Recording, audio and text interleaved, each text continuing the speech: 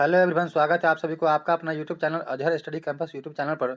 दोस्तों, जैसा कि आप लोगों को मालूम होगा कि मैंने एक स्टार्ट किया है सीरीज, जो कि प्लेटफॉर्म का जो वॉल्यूम 1 है उससे मैंने प्रैक्टिस सेट का सीरीज स्टार्ट किया है, जिसमें आज हम लोग चर्चा करेंगे इंग्लिश लैंग्वेज पर।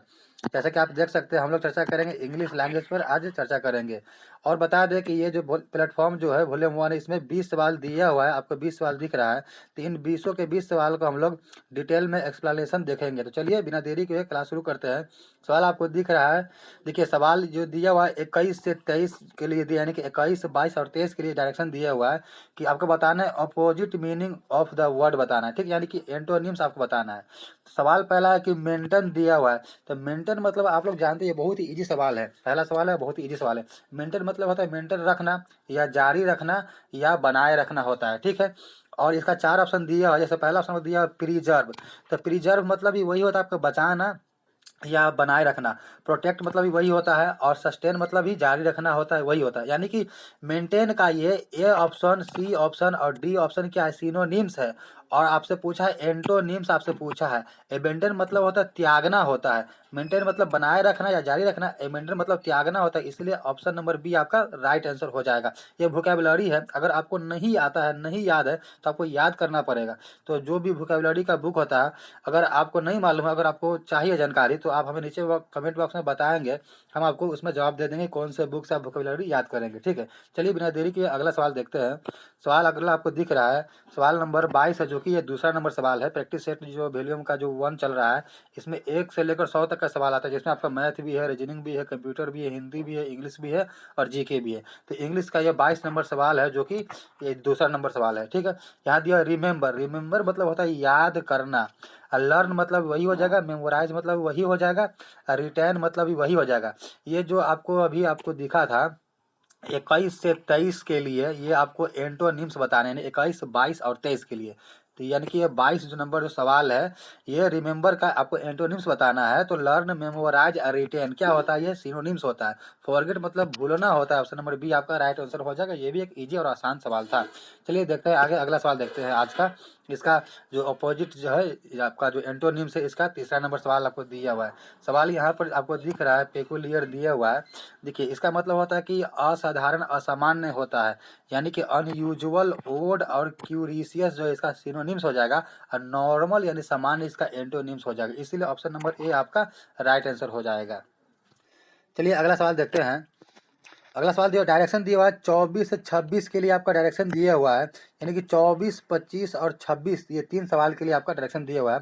सवाल पूछा है कि substituted for the given word, यानी कि सब्स्टिट्यूशन वर्ड दिया, वन वर्ड सब्स्टिट्यूशन दिया है, अनेक शब्दों के लिए एक शब्द दिया हुआ आपको। सवाल आपका 24 नंबर यहाँ दिया हुआ है कि नॉट अलाउड टू डू और बी समथिंग, मतलब कुछ न करने की अनुमति। कुछ न करने की अनुमति क्या हो जाएगा, कोई व्यक्ति अयोग्य होगा तभी तो उसको कोई काम करने के लिए अनुमति नहीं देगा। कोई काम अगर करना चाह रहा है, किसी को पता है कि ये व्यक्ति इस काम के लिए अयोग्य है, तभी तो उसे बोलेगा नॉट अलाउड टू डू, मतलब उसे अनुमति नहीं देगा। यानी इन इलिजिबल आपका राइट आंसर हो जाएगा, यानी वो व्यक्ति वो काम करने के लिए इलिजिबल नहीं है, इन इलिजिबल आपका राइट आंसर हो जाएगा। चलिए अगला सवाल देखते हैं। सवाल है, a group of vehicles travelling together typically one accompanied by armed troops. देखिए ये जो इडियम्स फ्रेज होता है या वन वर्ड सब्स्टिट्यूशन होता है, अगर आपको न भी मालूम है तो उसमें क्या होता है, एक प्रॉपर सेंटेंस दिया रहता है और 4 ऑप्शन दिया रहता है। तो उसका आप भावार्थ, मीनिंग समझ के एग्जैक्ट ट्रांसलेट नहीं करना है, बल्कि थोड़ा बहुत उसका भावार्थ समझ लेते हैं, तो अभी आप उसको ऑप्शन एलिमिनेशन मेथड से आप राइट आंसर लगा सकते हैं। जैसे यहाँ पर बोला है ना कि a group of vehicles travelling together, यानी कि कहने का मतलब कि व्हीकल्स यानी जो गाड़ी का काफिला होगा, समूह होगा, एक साथ टुगेदर ट्रेवलिंग कर रहा है एक साथ।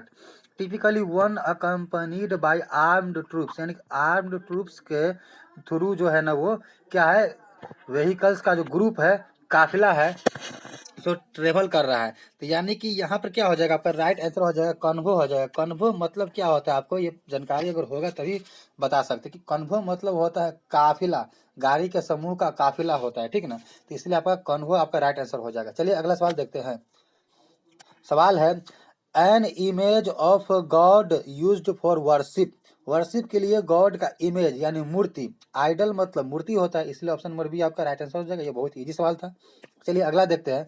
अगला सवाल के लिए दिया हुआ है, डायरेक्शन दिया हुआ है 27 से 31 के लिए, यानी कि 27, 28, 29 और 30 और 31, यानी ये 5 सवाल के लिए आपका दिया हुआ है। यानी 5 सवाल आपका जो है किसके लिए दिया हुआ है, आपको फिल इन द ब्लैंक्स वाले सवाल है 5 सवाल। चलिए देखते हैं, यहाँ सवाल दिया हुआ पहला है, although I like cats, I cannot dash one as a pet।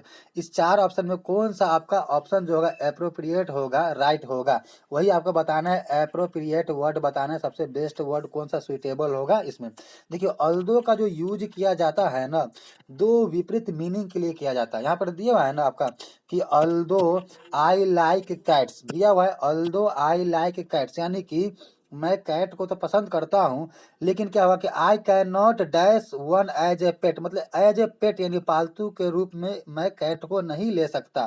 तो अप्लाई कर सकता, ये नहीं होगा। एडॉप्ट, एडॉप्ट मतलब गोद लेना या लेना, ये होता है। तो यही आपका राइट आंसर हो जाएगा। अवॉइड नहीं होगा, एग्री भी नहीं होगा, आपका option number B right answer हो जाएगा। एडॉप्ट की although I like cats I can not adopt one as a pet, यही आपका राइट होगा। चलिए अगला सवाल देखते हैं। दिया हुआ है कि ही इज ऑलवेज रेस्टलेस, यानी कि वह रेस्टलेस हमेशा रहता है।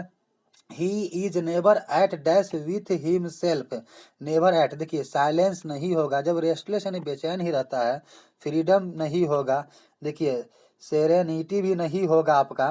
पीस, देखिए नेवर एट पीस क्या होता है, नेवर एट पीस जो होता है ना एक इडियम होता है। नेवर एट पीस जो होता है अपने आप में एक इडियम होता है, इसका अर्थ ही होता है बेचैन। नेवर एट पीस का मतलब होता है बेचैन, इसलिए आपका ऑप्शन नंबर बी आपका राइट आंसर हो जाएगा।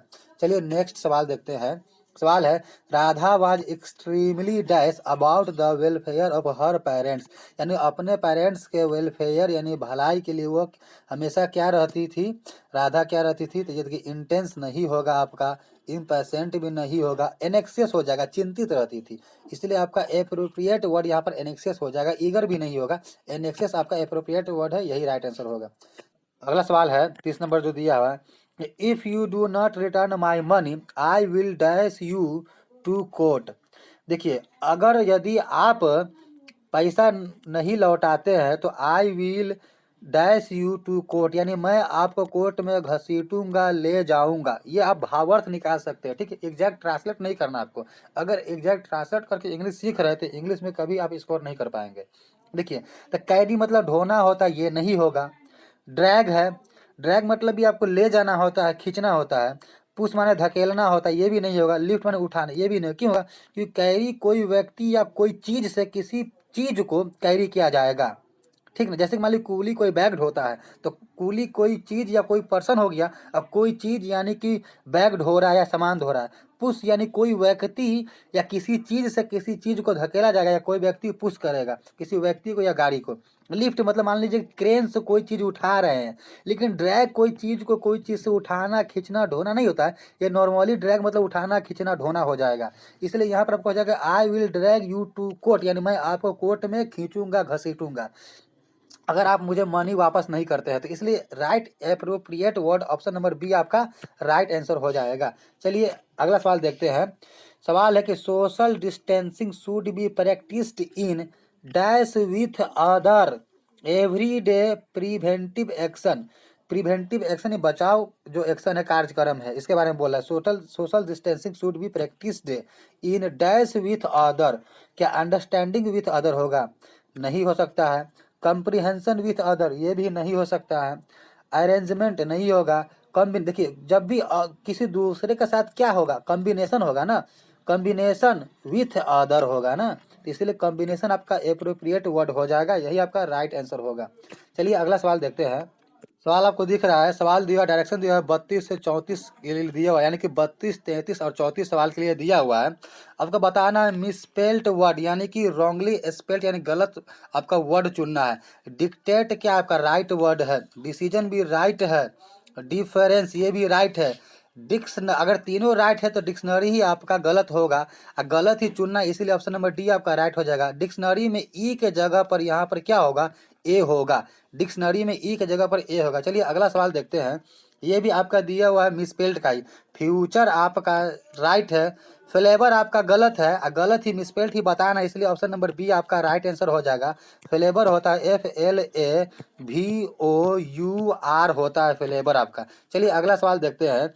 दिया हुआ है इसमें डिस्टरबेंस, ये भी आपका राइट वर्ड है, इसलिए आंसर नहीं होगा। कंपलसरी आपका रॉन्ग वर्ड है, इसलिए आंसर हो जाएगा। कंपलसरी होता है COMPULSORY, यहाँ पर ERY दिया हुआ है, इसलिए ऑप्शन नंबर बी ही आपका गलत होगा। गलत ही पूछा, मिसपेल्ड पूछा है, यही आपका राइट आंसर हो जाएगा। चलिए अगला सवाल देखते हैं। डायरेक्शंस दिया हुआ है आपको 35 से 37 सवाल के लिए, यानी 35 नंबर सवाल, 36 नंबर सवाल और 37 नंबर सवाल, 3 सवाल के लिए दिया हुआ है। पूछा आपसे best express the meaning of the idioms phrases, यानी इडियम्स एंड फ्रेजेस का ये सवाल दिया हुआ है। सवाल है communicative English is the Achilles hill for the job aspirants दिया हुआ है। देखिए एक्लीज हिल का मतलब होता है आपका किसी पक्ष का कमजोर हिस्सा, कमजोर अंग, कमजोर भाग होता है, इसीलिए आपका ऑप्शन नंबर दिया हुआ ए में वीक स्पॉट, यही आपका राइट आंसर हो जाएगा। वीक स्पॉट या वीक पार्ट हो जाएगा right answer. Source of strength नहीं होगा, ये स्ट्रेंथ की बात कर रहा है। चेरिश मस्ट नहीं होगा, टॉप प्रायोरिटी भी नहीं होगा। क्या है, एक्लीज हिल का मतलब ही होता है कमजोर पार्ट, कमजोर हिस्सा, या किसी पक्ष का कमजोर पार्ट, या किसी नाड़ी तंत्रिका का कमजोर या कमजोर पार्ट यानी पीड़ित व्यक्ति, ये आपको हो जाएगा। इसलिए आपका राइट आंसर हो जाएगा weak spot, option number A. चलिए अगला सवाल देखते हैं।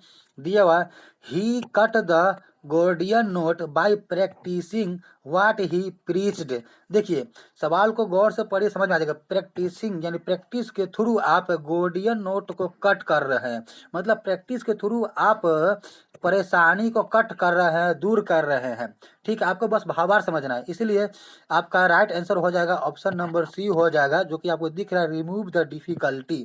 रिमूव द डिफिकल्टी ही होता है कट द गोर्डियन नोट का मतलब। अब यहाँ से भी दिमाग लगा सकते हैं, प्रैक्टिस के थ्रू आप गोर्डियन नोट को कट कर रहे हैं, मतलब डिफिकल्टी को, परेशानी को दूर कर रहे हैं। रिमूव द डिफिकल्टी आपका राइट आंसर हो जाएगा। चलिए अगला सवाल देखते हैं। सवाल है he took a leap in the dark, ध्यान दीजिएगा, in the dark with his latest investment in stocks. Stocks में देखिए इन्वेस्टमेंट हम कर रहे हैं, ये बिजनेस से रिलेटेड सवाल दिया हुआ। अगर हम इन्वेस्टमेंट कर रहे हैं इन द डार्क, अंधेरे में, तो हम क्या टुक कर रहे हैं, लीप टुक कर रहे हैं, मतलब टुक हम क्या करते हैं, रिस्क हम टुक कर रहे हैं, उठा रहे हैं, रिस्क हम ले रहे हैं। इसीलिए आपका राइट आंसर हो जाएगा ऑप्शन नंबर ए। देखिए इडियम्स फ्रेज और वन वर्ड सब्स्टिट्यूशंस अगर आपको न भी आता है तो आप प्रैक्टिस से भी आप एग्जाम में सही कर सकते हैं।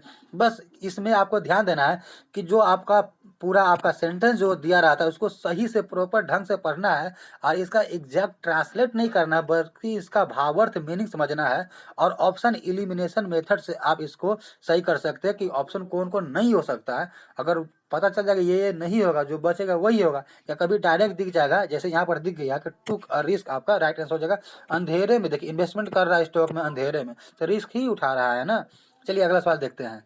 डायरेक्शंस आपको दिया हुआ 38 से 40 के लिए, यानी 38, 39 और 40, 3 सवाल के लिए। सवाल यहाँ पूछ रहा है आपसे कि best express the meaning of the given word, यानी बेस्ट एक्सप्रेस यानी बताना, यानी कि सिनोनिम्स आपसे पूछ रहा है। यहाँ पर दिया फ्रगाइल, फ्रगाइल का सिनोनिम्स आपसे पूछा गया है।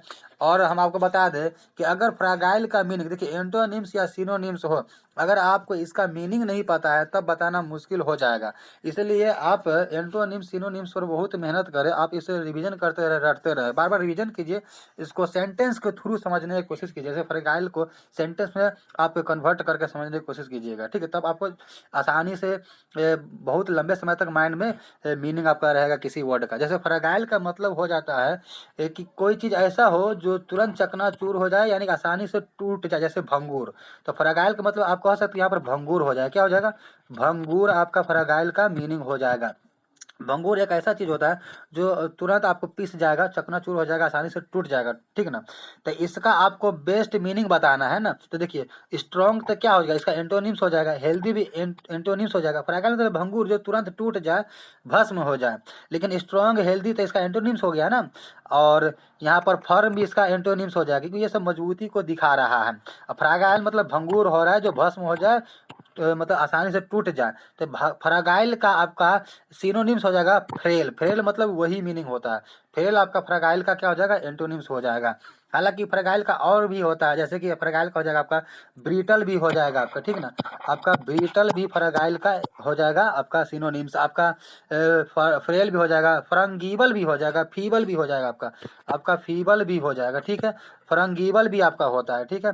इस तरह से आपका होता है। आपका एक डेलिकेट भी हो जाएगा, डेलिकेट मतलब ही नाजुक होता है, तो यहाँ पर डेलिकेट भी हो जाएगा, ठीक है ना। फ्रगाइल का सिनोनिम्स आपका डेलिकेट भी हो जाएगा। चलिए अगला सवाल देखते हैं। सवाल आपको दिया कंडोन। देखिए कंडोन दिया हुआ, इसका आपको बताना है क्या, सिनोनिम्स बताना है। ये आप देख सकते हैं 38, 39 और 40 तीनों सवाल के लिए आपको सिनोनिम्स ही बताना है। तो कंडोन का आपका हो जाएगा, देखिए कंडोन दिया हुआ है, कंडोन का मतलब आपको पता होना चाहिए। अगर मीनिंग नहीं पता है तो मुझसे, कंडोन मतलब होता है आपका क्या, क्षमा करना या माफ करना होता है। कंडोन मतलब क्या है, कंडोल सेंस बोलते हैं। तो माफ करना यहाँ पर हो जाएगा, क्षमा करना या माफ करना इसका मीनिंग होता है कंडोन का। तो आपका यही बताना है कि क्या हो जाएगा। तो देखिए कंडोन का क्षमा करना या माफ करना हो गया। तो इसका सिनोनिम्स हो जाएगा आपका फॉरगिव भी हो जाएगा। क्या हो जाएगा, फॉरगिव मतलब ये वही होता है, ठीक है ना। रिजुवाइस नहीं होगा, क्योंकि रिजुवाइस का मतलब होता है आनंद। रिजुवाइस माने आनंद होता है इसका मतलब, ठीक है। अब पनिश का मतलब तो आप जानते हैं कि दंडित करना होता है। स्कोल्ड मतलब डांटना होता है ना, कहता है स्काउंड्रल। तो उसी से बना हुआ स्कोल्ड शब्द है। स्कोल्ड मतलब डांटना, पनिश मतलब आप जानते हैं दंडित करना। रिजुवाइस मतलब अगर पता है तो ठीक है, नहीं पता है तो बता देते हैं आपको कि आपका आनंद होता है। रिजुवाइस आनंद होता है, रिजुवाइस यानी कि आनंद हो जाएगा, आनंद हो जाएगा, आनंद, आनंद हो जाएगा। इसीलिए 3 ऑप्शन तो नहीं होगा, तो एक ही बचेगा। हालांकि कंडोन मतलब माफ करना, फॉरगिव मतलब वही होगा, क्षमा करना, माफ करना। ऑप्शन नंबर ए आपका सिनोनिम्स हो जाएगा, राइट हो जाएगा। चलिए अगला देखते हैं। रिलीज, जो कि आज का आखिरी सवाल है इसका इंग्लिश का। रिलीज मतलब ये आज़ाद होता है, इसका आंसर आपका फ्री दिया हुआ यही हो जाएगा। होल्ड मतलब होल्ड पे रखना, जैसे मोबाइल में होल्ड पे रखता है तो थामे रखना होता है। कैप्चर मतलब कैप्चर करके रखना, कीप माने रखना, ये सब रखना एंटोनिम्स हो जाएगा। ये सब क्या हो जाएगा, एंटोनिम्स हो जाएगा। बाकी फ्री जो है रिलीज का सिनोनिम्स, यही आपका राइट आंसर हो जाएगा। दोस्तों आप नीचे कमेंट बॉक्स में जरूर बताएं कि इन 20 सवाल में से आप कितना अटेम्प्ट किए थे, उसमें से कितना सही हुआ और कितना गलत हुआ। तो दोस्तों मिलते हैं नए वीडियो में, नए चैप्टर में, नए टॉपिक के साथ। तब तक के लिए मस्त रहिए, स्वस्थ रहिए और राइट डायरेक्शन में स्टडी करते रहिए।